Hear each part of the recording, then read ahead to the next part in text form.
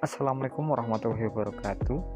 Sebelumnya, perkenalkan nama saya Muhammad Lufidani Prayogo, dan pada kesempatan kali ini saya akan menyampaikan sebuah materi yang berjudul Lapisan Masyarakat atau Stratifikasi Sosial dalam Area Global. Nah, langsung saja kita masuk ke materi yang pertama. Untuk materi yang pertama ada pengertian stratifikasi sosial. Nah, stratifikasi sosial merupakan penggolongan kelompok masyarakat dalam berbagai lapisan-lapisan tertentu. Menurut etimologi bahasa, stratifikasi berasal dari bahasa Yunani yakni stratum, yang berarti lapisan. Pitirim Sorokin mendefinisikan stratifikasi sosial sebagai perbedaan penduduk atau masyarakat ke dalam lapisan atau kelas-kelas secara bertingkat atau hierarkis. Dalam perwujudannya adalah kelas tinggi dan kelas yang lebih rendah dalam Sukanto tahun 1990. Stratifikasi sosial adalah sebuah konsep yang menunjukkan adanya pembedaan dan pengelompokan suatu kelompok sosial secara bertingkat. Misalnya dalam komunitas tersebut ada strata tinggi, strata sedang, dan strata rendah. Pembedaan dan pengelompokan ini didasarkan pada suatu simbol-simbol tertentu. Nah, simbol-simbol tersebut misalnya kekayaan, pendidikan, jabatan, dan lain-lain yang dianggap berharga atau bernilai secara sosial, ekonomi, politik, hukum, agama, dan budaya maupun dimensi lainnya dalam suatu kelompok sosial.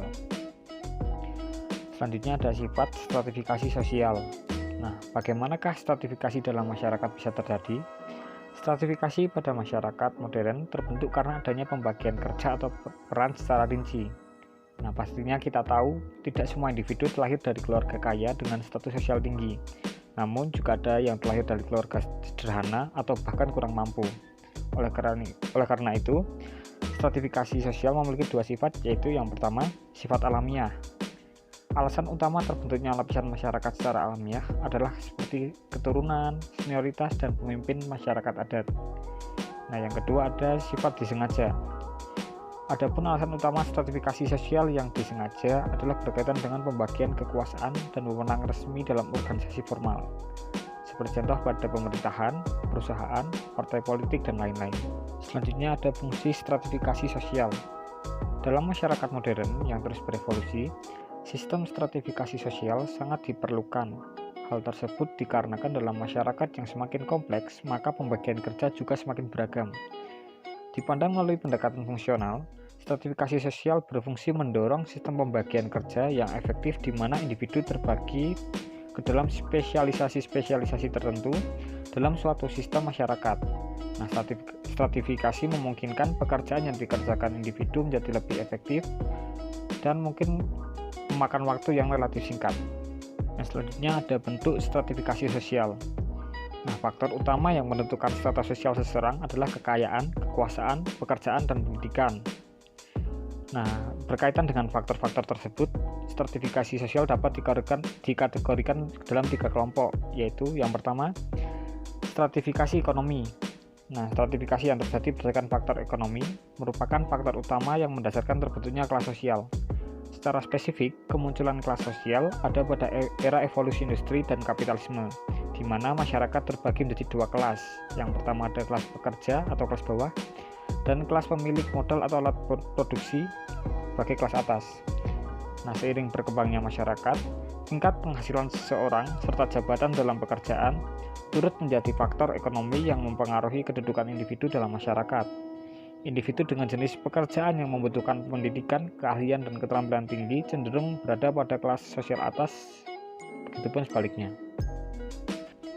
Sebagai contoh, pada masyarakat perkotaan, seseorang yang memiliki jabatan tinggi pada sebuah perusahaan dan dibayar dengan gaji tinggi cenderung mendapat penghargaan lebih dan dianggap lebih terpandang sehingga ia dikelompokkan sebagai kelas atas. Contoh lainnya, dalam konteks masyarakat perdesaan, luas sawah yang dimiliki individu biasanya dijadikan dasar penentuan kelas sosial tertentu. Yang kedua ada stratifikasi politik. Nah, faktor politik yang mendasari terbentuknya stratifikasi sosial adalah kekuasaan. Singkatnya, kekuasaan diartikan sebagai kemampuan yang dimiliki seseorang untuk mempengaruhi orang lain dalam mencapai tujuannya. Nah, biasanya kekuasaan didapatkan oleh individu melalui jabatan formal. Makin tinggi jabatan individu, maka ia akan makin dihormati oleh masyarakat dan menduduki kelas sosial atas. Begitupun sebaliknya. Sebagai contoh pada sistem demokrasi Indonesia, Individu dengan jabatan formal dalam bidang pemerintahan dikenal dengan sebutan kelas penguasa, di antaranya yaitu presiden, menteri, DPR, MPR, dan lain-lain. Nah, selain jabatan formal, jabatan lainnya yang juga dihormati oleh masyarakat yaitu kiai agama, kepala suku, serta tokoh masyarakat yang terkenal. Yang ketiga ada stratifikasi status sosial. Nah, dalam hal ini pembagian kelas pada masyarakat didasari oleh perbedaan status berdasarkan kehormatan. Nah, biasanya individu yang berasal dari kelas terhormat atau kelas atas akan cenderung membatasi pergaulan dengan orang dari luar kelasnya. Nah, contoh stratifikasi status sosial dapat ditemukan pada sistem kasta pada masyarakat India atau pada status bangsawan pada kerajaan Inggris. Di Indonesia juga ada pada masyarakat Bali. Nah, kita juga mengenal istilah darah biru di mana individu berkedudukan tinggi dalam masyarakat karena masih merupakan keturunan kerajaan Jawa. Yang selanjutnya ada Unity of Science. Nah, sebenarnya ayat Al-Quran yang berkesinambungan dengan materi stratifikasi sosial itu cukup banyak. Nah, tapi di sini saya coba mengambil 3 ayat Al-Quran. Yang pertama, surat Al-Hujurat ayat 13 yang berbunyi, "Hai manusia, sesungguhnya kami menciptakan kamu dari seorang laki-laki dan seorang perempuan, dan menjadikan kamu berbangsa-bangsa dan bersuku-suku supaya kamu saling kenal mengenal." Nah, dalam ayat tersebut seperti menjelaskan bahwa Allah menciptakan manusia secara beragam dan berbeda-beda nasib setiap individunya. Nah, seperti halnya dalam lapisan masyarakat, perbedaan yang terdapat pada lapisan masyarakat bertujuan agar setiap manusia bisa saling kenal mengenal dan juga saling bermanfaat satu sama lain. Yang kedua adalah surat Az-Zumar ayat 9 yang berbunyi, "Katakanlah, adakah sama orang-orang yang mengetahui dengan orang-orang yang tidak mengetahui? Sesungguhnya orang yang barokallah yang dapat menerima pelajaran."